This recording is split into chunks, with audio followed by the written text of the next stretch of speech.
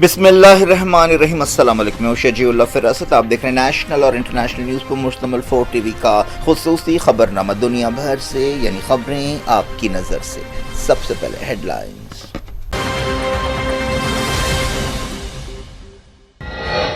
امریکی فوج کا انفراسٹرکچر ڈہ گیا، ایران نے کیا دعویٰ، کہا سپاہی سویلین علاقوں میں پناہ لے رہے ہیں، میزبانی کرنے والی ہوٹلز کو نشانہ بنائیں گے۔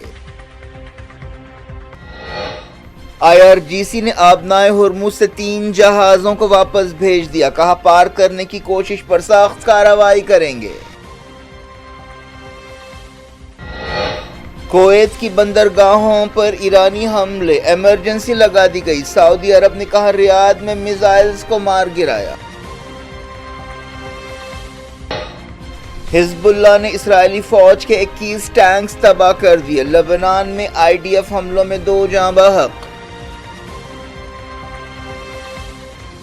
ایران کے آبادی والے علاقوں میں امریکہ اور اسرائیل کے حملے، قم میں 15 شہید۔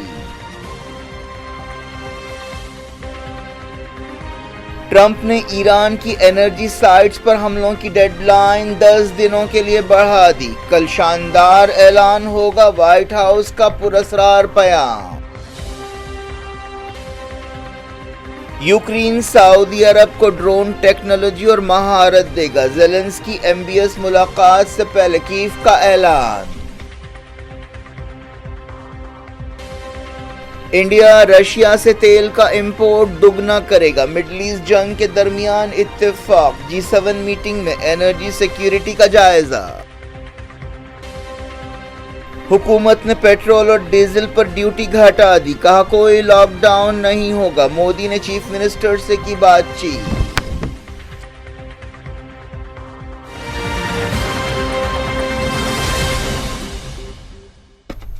ہیڈ لائنز آپ نے دیکھی، خبروں کی تفصیل کی طرف آپ کو لے چلتے ہیں۔ سب سے پہلے بات کرتے ہیں مڈل ایسٹ جنگ کی۔ ایرانی فوج کے ترجمان نے کہا کہ ایران مڈل ایسٹ میں امریکی فوجوں کی نقل و حرکت پر قریبی نظر رکھے ہوئے اور ویسٹ ایشیا میں امریکی فوج کا انفراسٹرکچر بہت کم وقت میں ڈہ گیا ہے۔ سرکاری ٹیلی ویژن پر پیش ہوتے ہوئے بریگیڈیئر جنرل ابوالفضل شیخ راچی نے خطے میں امریکی فوج کے ایڈونچرزم پر تنقید کی اور جارحیت کے خلاف ایران کے ریسپانس کو نمایاں کیا۔ انہوں نے کہا کہ امریکی فوجی اب اپنے اڈوں کو چھوڑ رہے ہیں اور سویلین ہوٹلز میں پناہ لے رہے ہیں۔ شیخ راچی نے کہا کہ امریکی سپاہی اب اپنے آپ کو بچانے کے لیے سویلین علاقوں پر بھروسہ کر رہے ہیں اور انہیں احتیاطی ڈھال کے طور پر استعمال کر رہے ہیں۔ انہوں نے کہا کہ یہ توہین آمیز پسپائی ہے اور اس بات کا اعتراف ہے کہ وہ اپنے آپ کو بچانے کی حالت میں نہیں ہیں۔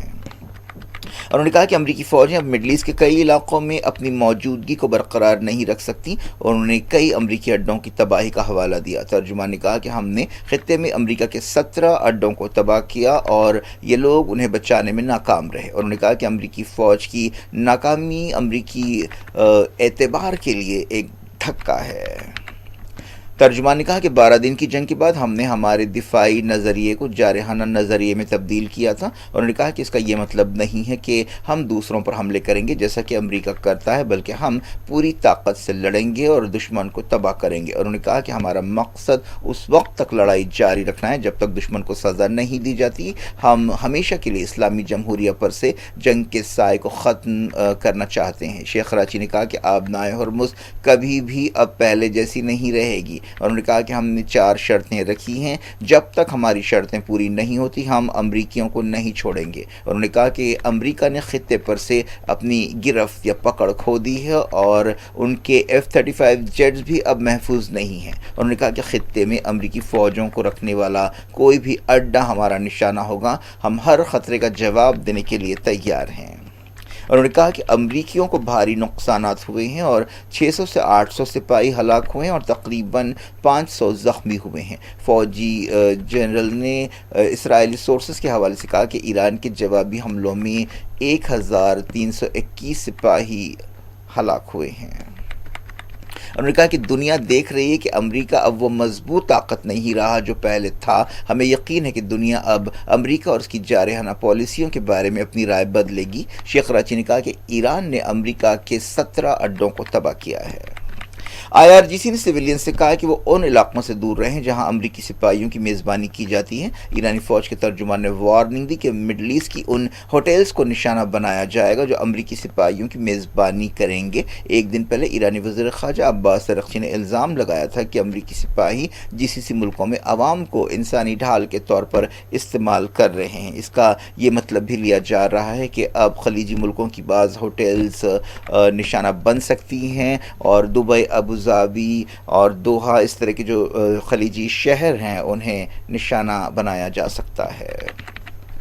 IRGC نے آبنائے ہرمز سے گزرنے کی کوشش کرنے والے جہازوں کو وارننگ دی ہے اور کہا ہے کہ امریکہ، اسرائیل اور ان کے اتحادیوں سے تعلق رکھنے والے جہازوں کو گزرنے نہیں دیا جائے گا۔ IRGC نے 3 جہازوں کو ہرمز سے گزرنے سے روک دیا اور واپس بھیج دیا۔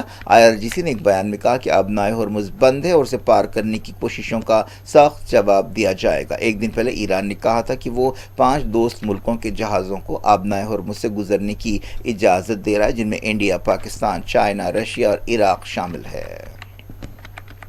لبنان کی حزب اللہ تنظیم نے 24 گھنٹوں میں اسرائیلی فوج کے 21 ٹینکس تباہ کرنے کا دعویٰ کیا ہے۔ اسرائیل نے اپنے ایک فوجی کے مارے جانے کی تصدیق کی ہے۔ لبنان میں اسرائیل کے تازہ حملوں میں 2 لوگ ہلاک ہوئے ہیں۔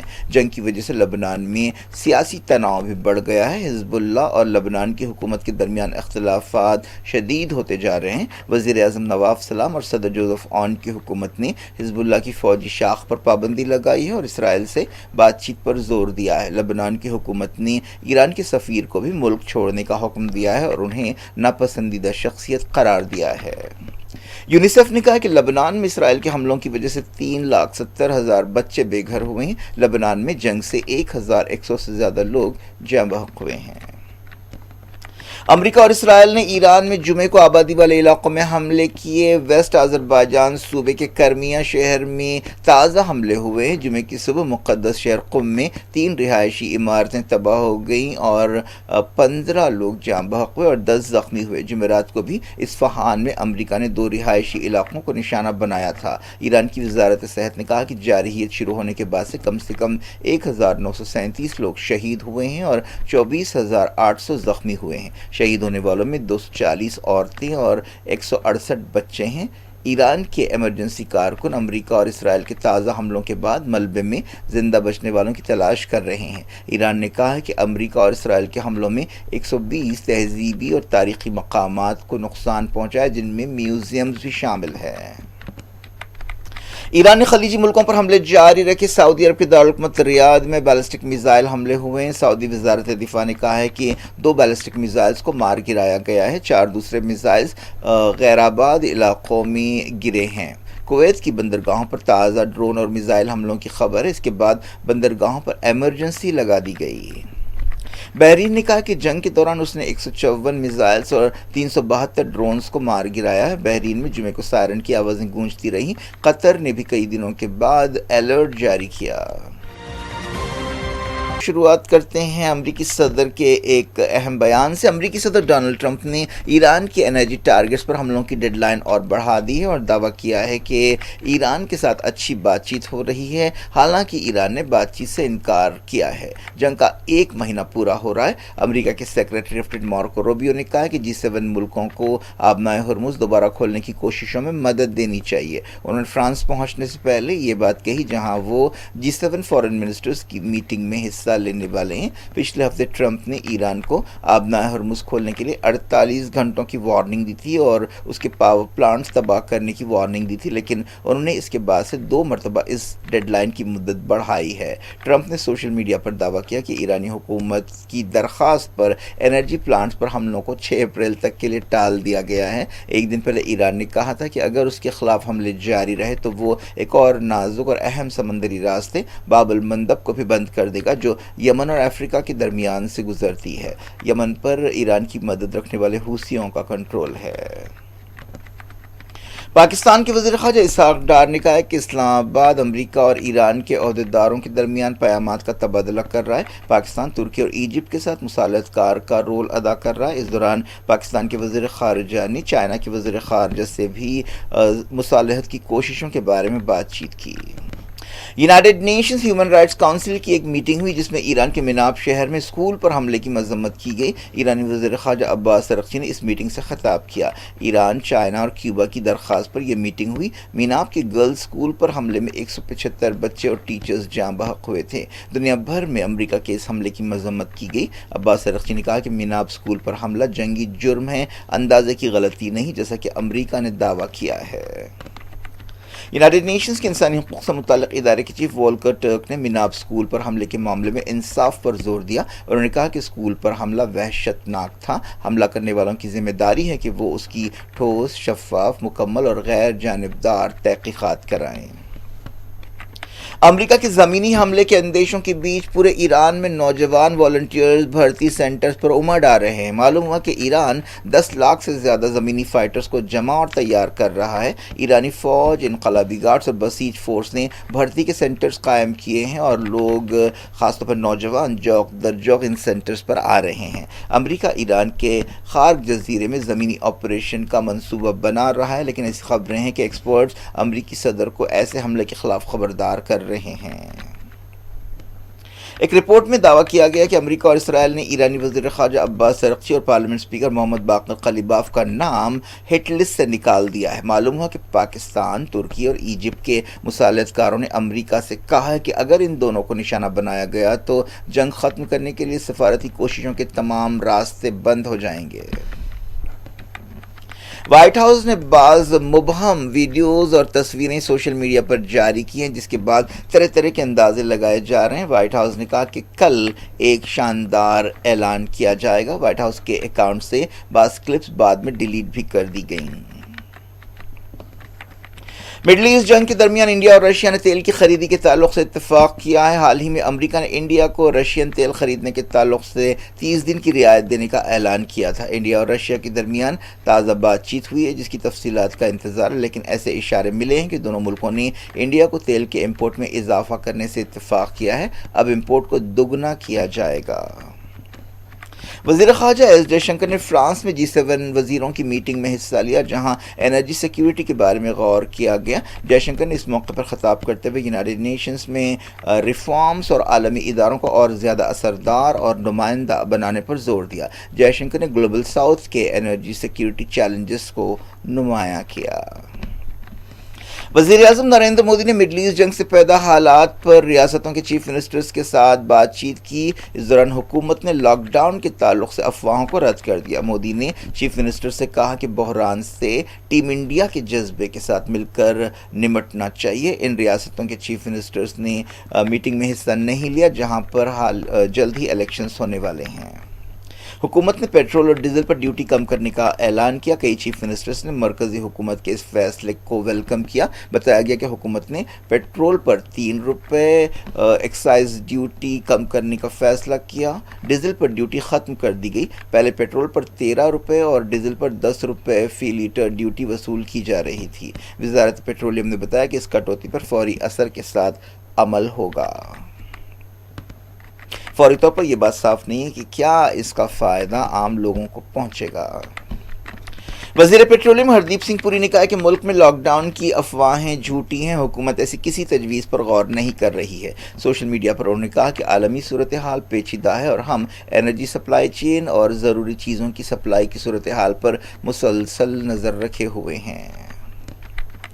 یوکرین اور سعودی عرب نے ایک ڈیفنس ڈیل کی ہے، جس کے تحت دونوں کے بیچ ڈرون کی مہارت اور ٹیکنالوجی کا تبادلہ ہوگا۔ یوکرین کے صدر وولڈیمیر زیلنسکی نے اس ڈیل کی تصدیق کی۔ زیلنسکی نے کہا کہ سعودی عرب کو ویسے ہی ایرانی ڈرونز کا سامنا کرنا پڑ رہا ہے جو یوکرین پچھلے 4 سال سے کر رہا ہے۔ انہوں نے ایکس پر کہا کہ ہم ہماری مہارت اور سسٹم کو سعودی عرب کے ساتھ شیئر کریں گے۔ انہوں نے سعودی کراؤن پرنس محمد بن سلمان سے ملاقات سے پہلے یہ بات بتائی۔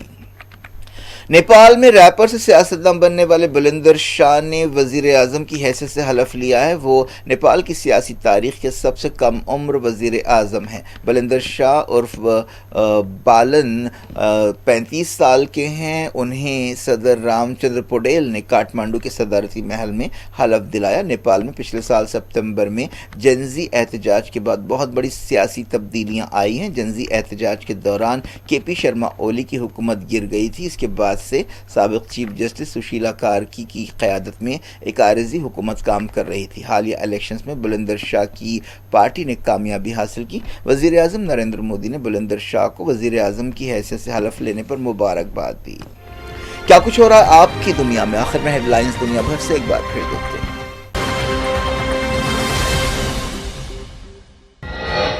امریکی فوج کا انفراسٹرکچر ڈہ گیا، ایران نے کیا دعویٰ، کہا سپاہی سویلین علاقوں میں پناہ لے رہے ہیں، میزبانی کرنے والی ہوٹلز کو نشانہ بنائیں گے۔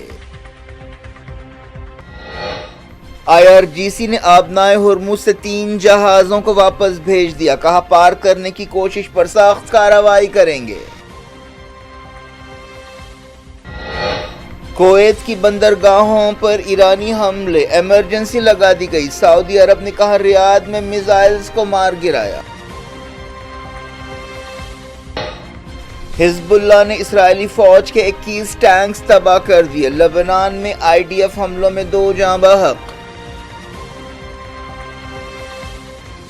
ایران کے آبادی والے علاقوں میں امریکہ اور اسرائیل کے حملے، قم میں 15 شہید۔ ٹرمپ نے ایران کی انرجی سائٹس پر حملوں کی ڈیڈ لائن 10 دنوں کے لیے بڑھا دی، کل شاندار اعلان ہوگا وائٹ ہاؤس کا پراسرار پیام۔ یوکرین سعودی عرب کو ڈرون ٹیکنالوجی اور مہارت دے گا، زیلنسکی MBS ملاقات سے پہلے کیف کا اعلان۔ انڈیا رشیا سے تیل کا امپورٹ دگنا کرے گا، مڈل ایسٹ جنگ کے درمیان اتفاق، G7 میٹنگ میں انرجی سیکیورٹی کا جائزہ۔ حکومت نے پیٹرول اور ڈیزل پر ڈیوٹی گھٹا دی، کہا کوئی لاک ڈاؤن نہیں ہوگا، مودی نے چیف منسٹر سے کی بات چیت۔